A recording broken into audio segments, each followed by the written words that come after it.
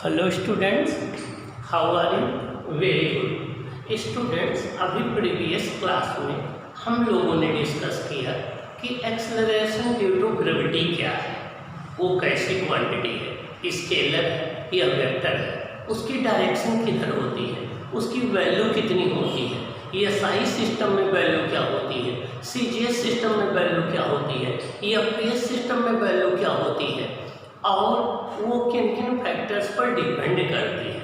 अब हम डिस्कस करेंगे कि क्या acceleration due to gravity constant है या इसकी वैल्यू चेंज होती है, और चेंज होती है तो किन फैक्टर्स पर डिपेंड करती है, किन किन वजहों से चेंज होती है, किन किन रीजन्स की वजह से चेंज होती है। तो अब हम डिस्कस करेंगे सबसे इम्पॉर्टेंट टॉपिक आपका change in acceleration due to gravity. Acceleration due to gravity में वेरिएशन या चेंज क्यों होता है, आइए देखें किन किन फैक्टर्स की वजह से जी की वैल्यू चेंज होती है। वन फैक्टर का हम लोग डिटेल में डिस्कस करते हैं। तो हमारी हेडिंग है change in acceleration due to gravity. Acceleration due to gravity में चेंज। अब ऐसा ऑब्जर्व किया गया कि जो एक्सेलरेशन ड्यू टू ग्रेविटी है वो मेनली 4 रीजन्स की वजह से चेंज होती है। उसके 4 रीजन्स हैं, आइए देखें कौन कौन से वो रीजन्स हैं। पहला है due to shape of the earth. क्या? Due to shape of the earth. इसका मतलब ये हुआ, आइए देखें, तो पहला है shape of the earth. Earth के शेप की वजह से। अब आप सोच रहे होंगे अर्थ के शेप की वजह से क्या, अभी हम डिस्कस करते हैं। Due to height from the earth surface. जब हम अर्थ सरफेस से ऊपर की तरफ जाते हैं तो इस मान जी की वैल्यू डिक्रीज होती है। Due to depth from the earth surface. जब हम अर्थ सरफेस से नीचे की तरफ जाते हैं तब भी जी की वैल्यू डिक्रीज होती है। Due to rotation of the earth. Earth के रोटेशन की वजह से जी की वैल्यू चेंज होती है। तो क्या रीजन हो गए, ध्यान से सुने। फर्स्ट हो गया due to shape of the earth, second हो गया due to height from the earth surface, third हो गया due to depth from the earth surface, fourth हो गया due to rotation of the earth. ये 4 ऐसे फैक्टर हैं जिनकी वजह से जी की वैल्यू चेंज होती है। अब इनमें 1 बाय 1 का हम डिटेल में डिस्कशन करेंगे। आइए देखें शेप की वजह से जी में वेरिएशन कैसे होता है और क्यों होता है, कितना मैक्सिमम, कहाँ पर मैक्सिमम होगा, आइए देखें हम। तो देखें due to shape of the earth. अगर हमारी अर्थ परफेक्ट स्फीयर होती तो देखिए इस शेप की होती। अगर हमारी अर्थ एक परफेक्ट स्फीयर होती तो इस शेप की होती। अगर परफेक्ट स्फीयर होती अगर हमारी अर्थ, तो जो रेडियस यहाँ इक्वेटर की होती वही रेडियस हमारी पोल की होती। दोनों रेडियस सेम होती।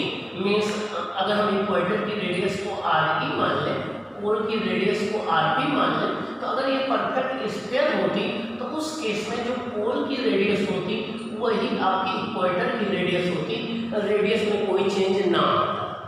ओके। और ऐसी सिचुएशन में जो वैल्यू स्मॉल जी की यहाँ इक्वेटर पर होती वही पोल पर होती। किसी बॉडी का जो वेट इक्वेटर पर होता वही पोल पर होता। अर्थ के सरफेस पर चाहे जिस पॉइंट पर हम देखते तो जी की वैल्यू सेम आती और वेट सेम आता। बट क्या ऐसा है? नो, ऐसा नहीं है। देखिए हमारी अर्थ का एक्चुअल शेप ये परफेक्ट स्फीयर नहीं है। हमारी अर्थ का एक्चुअल शेप ये है, देखिए ये पोल्स पर फ्लैटेंड है, चिपटी है, इक्वेटर पर बल्जिंग आउट है, इक्वेटर पे फूली हुई है, मीन्स इक्वेटर पे ये बल्जिंग आउट है, पोल्स पर ये फ्लैटेंड है, चिपटी है। तो पोल्स पर ये फ्लैटेंड होने की वजह से ये रेडियस कम है, इक्वेटर पर बल्जिंग आउट होने की वजह से ये रेडियस ज़्यादा है। यहाँ की रेडियस को, इक्वेटर की रेडियस को हम इक्वेटोरियल रेडियस कहते हैं, वो आर ई है, और यहाँ की रेडियस को हम पोलर रेडियस कहते हैं, इसको हम आर पी बोलते हैं। इक्वेटोरियल रेडियस जो है पोलर रेडियस से 21 किलोमीटर ज़्यादा है। इक्वेटोरियल रेडियस पोलर रेडियस से 21 किलोमीटर ज़्यादा है। इसका मतलब ये हो गया कि हमारी अर्थ जो है वो परफेक्ट स्फीयर के शेप की ना हो करके ये एक स्फीयर की शेप की है, जिससे इसकी रेडियस हर जगह सेम नहीं है। ओके। आइए अब हम डिस्कस करते हैं कि आखिर इस रेडियस के चेंज होने से जी कैसे चेंज होगा। हमें पता है कि स्मॉल जी इक्वल टू होता है capital G M upon R square. हमें पता है कि स्मॉल जी इक्वल टू होता है capital G M upon R square, जहाँ पर यह मास है, g acceleration, G universal gravitational constant है, आर रेडियस है। अगर यम कांस्टेंट हो तो g proportional 1 upon R square होगा, यम अगर कांस्टेंट हो तो g proportional 1 upon R square होगा, ठीक है ना। अब अगर हम देखिए तो पोल पर जी की वैल्यू जी भी proportional 1 upon R P square होगी, इक्वेटर पर g proportional 1 upon R E square होगी। हमें पता है कि इक्वेटर की रेडियस पोल की रेडियस से ज़्यादा है और ये इसकी इनवर्सली प्रोपोर्शनल है, तो जी की वैल्यू इक्वेटर पर कम होगी, पोल पर ज़्यादा होगी। जी की वैल्यू इक्वेटर पर कम होगी, पोल पर ज़्यादा होगी। अब किसी बॉडी के अगर हम वेट की बात करें तो इसको मास से मल्टीप्लाई करने के वेट आ जाएगा, तो किसी बॉडी का वेट इक्वेटर पर कम होगा, पोल पर ज़्यादा होगा, तो इक्वेटर पर वेट कम होगा, पोल पर ज़्यादा होगा। अब देख रहे हैं कि एक्सेलरेशन ड्यू टू ग्रेविटिक वैल्यू इक्वेटर और पोल पर डिफरेंट है, इक्वेटर पर कम है, पोल पर ज़्यादा है।